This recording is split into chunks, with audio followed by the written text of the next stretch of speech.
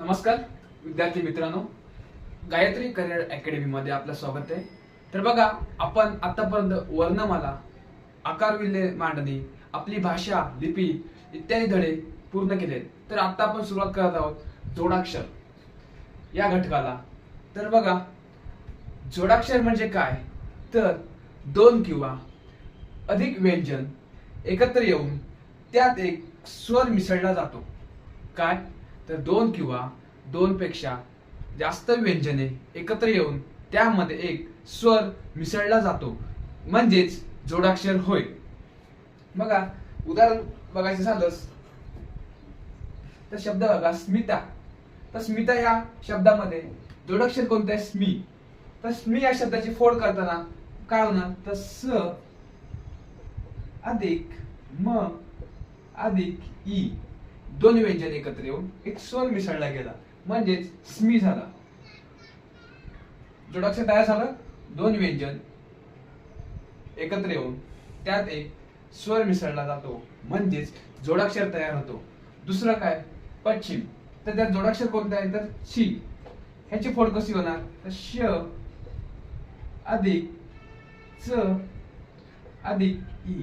इथे पण दोन स्वर एकत्र आले, दोन व्यंजन एकत्र आले, त्यानंतर एक स्वर मिसळला गेला आणि एक जोड शब्द तयार झाला। आता मी, आम्ही। आम्ही मधला जोड शब्द कोणता आहे, त्यातला जोडाक्षर कोणता आहे, तर मी।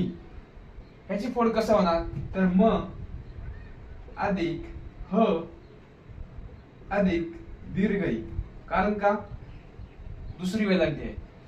पण इथे पण तसंच आहे, दोन व्यंजन एकत्र येऊन त्यामध्ये एक स्वर मिसळला गेला आणि एक जोडाक्षर तयार झालंय।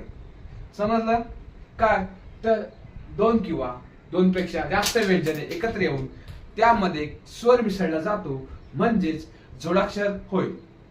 चला पुढे बघूया, अजून उदाहरण घेऊया आपण।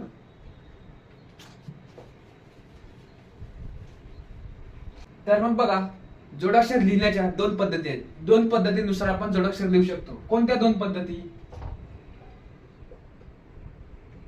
लिहिण्याची पद्धत कोणती? एक आहे उभी मांडणी आणि दुसरी आहे आडवी मांडणी।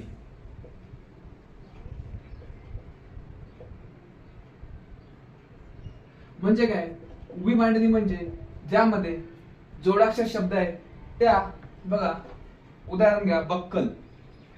यामध्ये जोड शब्द आहे ते खाली लिहिले जातो उभ्यापर्यंत, बक्कल। बरं, कच्या खाली ख।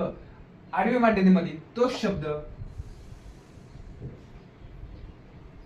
बक्कल असे लिहिले जाते। बघा,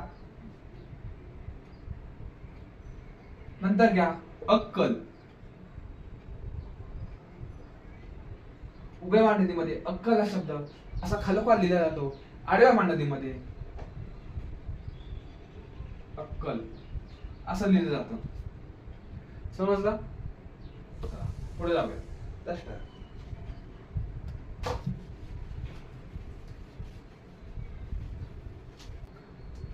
तर पुढे बघा, जोडाक्षर लिहिण्याचे प्रकार। जोडाक्षर प्रकार आपण तीन प्रकारे लिहू शकतो। तर कसे, तर संयुक्त स्वर, संयुक्त व्यंजन आणि द्वित्व। म्हणजेच काय, तर संयुक्त स्वर म्हणजे काय, जर एखाद्या स्वरात स्वर मिसळला जातो आणि जोड शब्द तयार होतो तेव्हा त्यास संयुक्त स्वर असे म्हणतात। उदाहरण, ए हा शब्द कशाने बनलाय, तर ए हा वर्ण अ प्लस ई ह्या दोन स्वर पासून बनलाय। काय, ए अ प्लस ई, ए बनलाय म्हणजे स्वर अधिक स्वर। आई, आ अधिक ई किंवा दीर्घ ई, तर यापासून आई बनलाय म्हणजे स्वर अधिक स्वर। स्वरामध्ये स्वर मिसळून एक संयुक्त स्वर तयार झालाय। समजतोय? ओ, अ अधिक उ म्हणजेच ओ, आऊ। आ अधिक उ म्हणजेच आऊ, म्हणजेच स्वरामध्ये स्वर मिसळून वर्ण तयार केलाय, त्याला आपण संयुक्त स्वर असे म्हणतात। तर संयुक्त व्यंजन, संयुक्त व्यंजन म्हणजे काय, व्यंजनामध्ये व्यंजन मिसळून जेव्हा एक जोड शब्द तयार करतो तेव्हा त्यास संयुक्त व्यंजन म्हणतात। उदाहरण बघा, म्हैस। म्हैस ह्या शब्दामध्ये जोड शब्द काय, तर म्है। याची फोड कशी आहे, तर म अधिक ह अधिक आई म्हणजे व्यंजन प्लस व्यंजन, दोन व्यंजन एकत्र आले नंतर स्वर मिसळलाय, पण दोन व्यंजन एकत्र आले म्हणजेच त्याला संयुक्त व्यंजन असे म्हणतात. स्मित, स्मित कसं आहे, स अधिक म ह्या जोड शब्द स्मी, स्मीची फोड कशी केली आपण, स अधिक म अधिक ई. बघा दोन व्यंजन एकत्र आले तर व्यंजन प्लस व्यंजन एकत्र येतात तेव्हा त्याला संयुक्त व्यंजन म्हणतात. स्वर प्लस स्वर एकत्र येतात तेव्हा त्याला संयुक्त स्वर म्हणतात. आणि तिसरा प्रकार आहे द्वित्व, म्हणजेच काय, एखाद्या व्यंजनात तेच व्यंजन मिळवून जेव्हा आपण जोड शब्द येतो तेव्हा त्याला द्वित्व व्यंजन म्हणतात. उदाहरण काय, तर विठ्ठल, ठ ला ठ आलाय म्हणजेच एखाद्या व्यंजनात तेच व्यंजन मिळवलंय म्हणजेच द्वित्व व्यंजन होय. विठ्ठल, ठ त्या व्यंजनात तेच मिळवलंय. चक्क, क मध्ये क मिळवलंय म्हणजेच काय आलंय, क, चक्क म्हणजेच काय तर द्वित्व. समजलं, संयुक्त स्वर, संयुक्त व्यंजन आणि द्वित्व म्हणजे काय. संयुक्त स्वर म्हणजे काय, तर स्वर प्लस स्वर, स्वर अधिक स्वर म्हणजेच संयुक्त स्वर. संयुक्त व्यंजन म्हणजेच काय, व्यंजन अधिक व्यंजन. आणि द्वित्व म्हणजेच काय, तर त्याच व्यंजनात तेच व्यंजन मिळवले जाते म्हणजेच द्वित्व व्यंजन होय. समजलंय, चला पुढे जाऊया. बघा आता याच्यामध्येच जोड शब्दामध्येच र उच्चाराच्या पद्धती बघणार आहोत आपण. म्हणजेच काय, कारण र हा व्यंजन दंड विरहित आहे म्हणजेच र ला कोणत्याही प्रकारचा काना मात्रा दंड नाही.